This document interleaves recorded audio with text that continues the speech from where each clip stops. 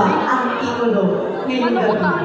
Sa ganitong uri po ng pagpapala, hindi po ako kailangan gumamit ng mga malalaswang bastos at murang salita upang palakpakan at hiyawan ng iba. Sapagkat sa 50% po ng mga manood ay bata.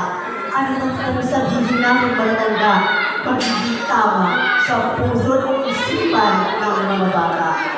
Ako po si Akira Harris Minaj, ang batang kurbisera ng taga-Tondo, Manila.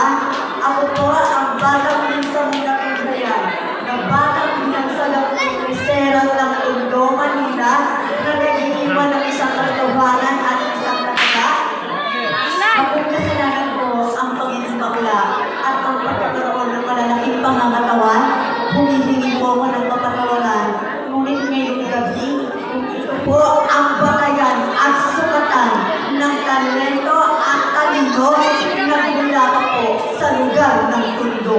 Maaari po ba ang panlimos o manghingi ng isang masigabong palakpakan at sigawan?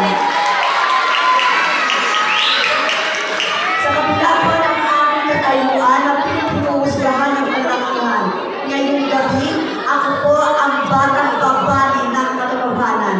Ganda ng ilan, sexy ng kalakihan, tandaan, nawawala po yan at minsan nagpapatayan. Pagtalento, talino, at iyan sa society ang pinaglang laban-labanan.